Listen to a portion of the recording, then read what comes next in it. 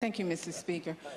Mr. Speaker, I am honored to present a moment in Black history today, but it's not about a great scientist or historic figure. My moment in Black history is about a book, a green book, and that's what the name of the book is, the Negro Motorist Green Book. I invite you to come over and look at it sometime today. You may be somewhat familiar with the title because of the Oscar-nominated movie by that name. And although the movie may have been entertaining, it did not adequately portray the true importance of the Green Book. It was obvious from the chauffeur just carelessly tossing the book over on the front seat of the car that things were not going to go well for them. The Green Book was like a Bible, a survivor's guide for Black travelers. It could save your life if you followed it closely, or it could cause your death if you didn't. The book was first published by Victor H. Green in 1936. He published the book annually for 30 years, but not as a business venture, but as a public service to African American community.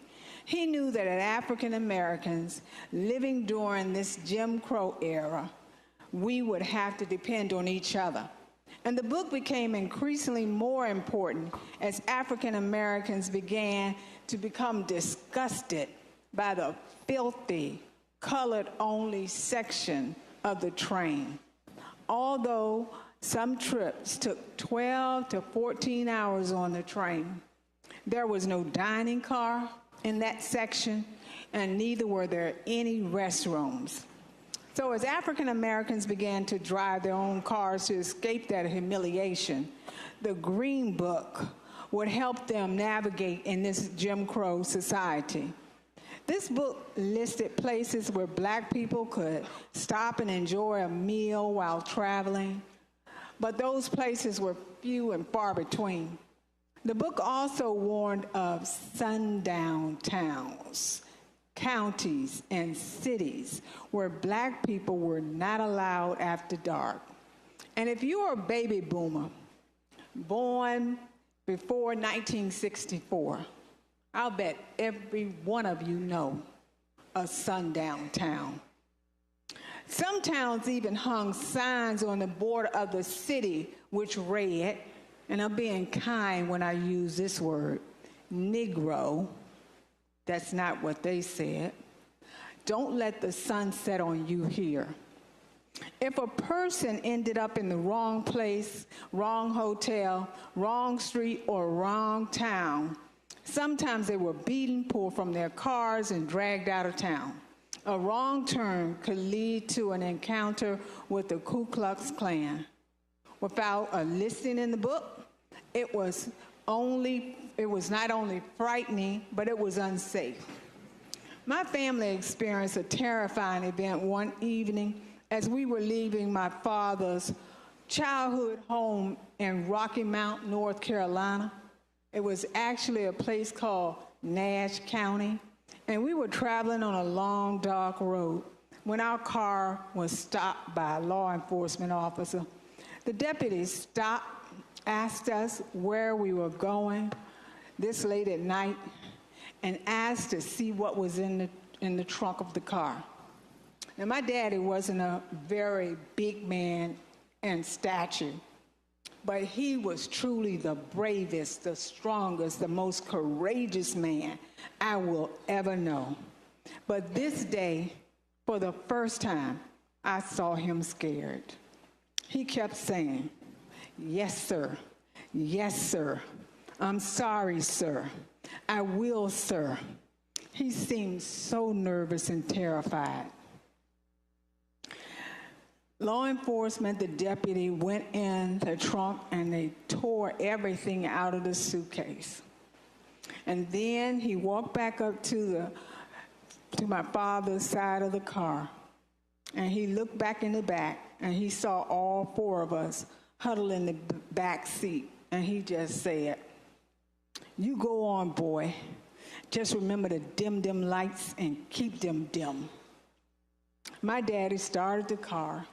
He lit a cigarette, and he drove on. No one said a word in the car all the way.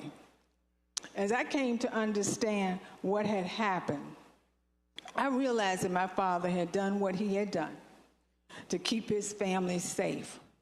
But the feelings that I have about that evening, the humiliation that I saw on my father's face, the fear, the feeling of disrespect, remain just as strong with me today as it did then.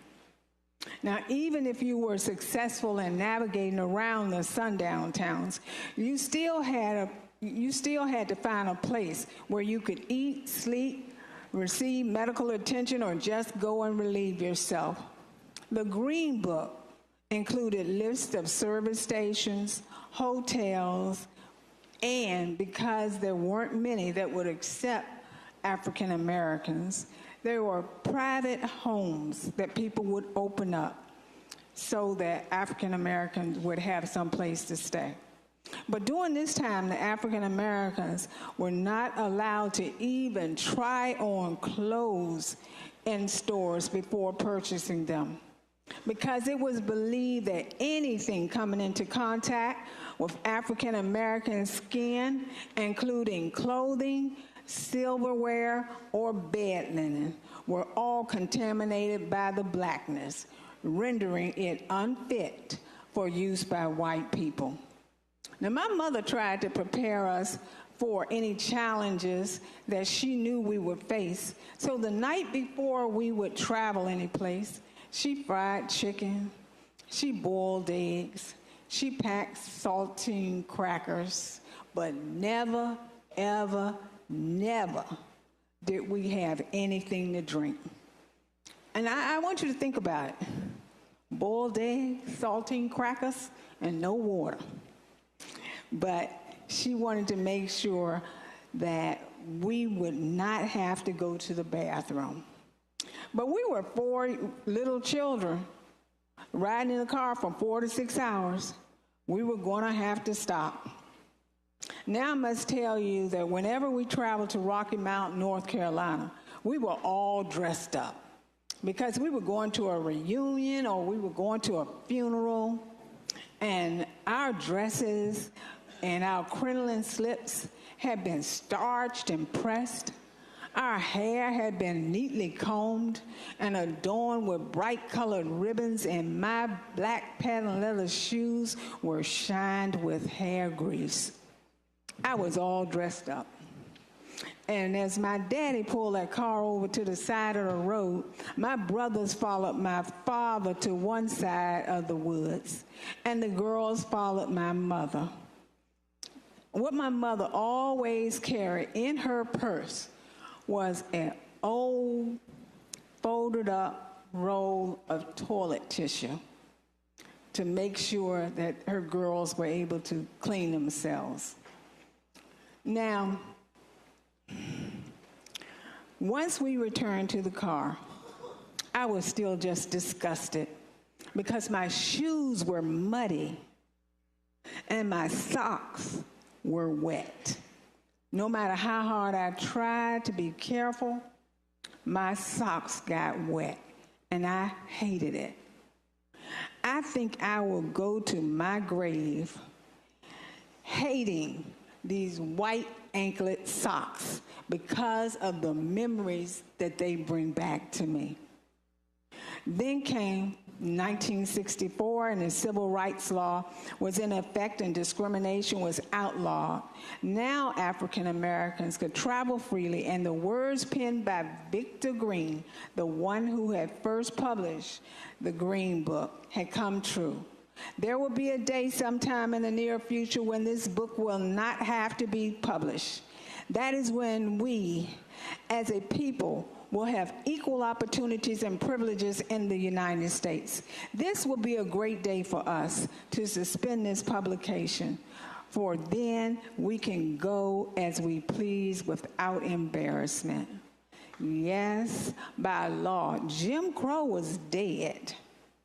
And we cannot allow it to be resurrected in some subtle, more dignified appearance. Jim Crow may be gone, but unfortunately, the damage it did still lives on in those children, still lives on in us. How do we think those little black children felt when they had to get off a swing if they were swinging and a white child wanted to swing? How do you think those thirsty little black children felt when they saw a water fountain that read white only? How do you tell black students, how do you think they felt when they received the old torn textbooks that the white children were no longer using?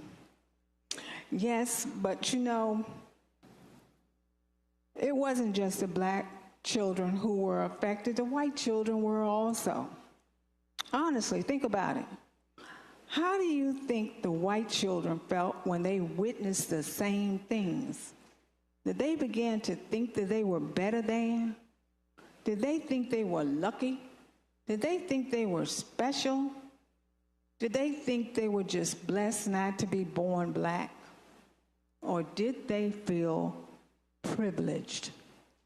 Yes, we're all a mess, each one of us, but it's not our fault.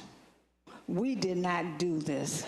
But this is the year, this year, 2019, the 400-year recognition of when Africans were brought to America and enslaved. Let this be the year of reconciliation, a time when we can put away the hurts and the wrongs from the past. Jim Crow is dead. And it's up to us now, each one of us, to make this world a better place, not only for ourselves, but for our grandchildren. And Mr. Speaker, ladies and gentlemen of the House, you can see that even now I still bear some of those scars, but I make you this promise today. I'll do my best. Thank you, Mr. Speaker.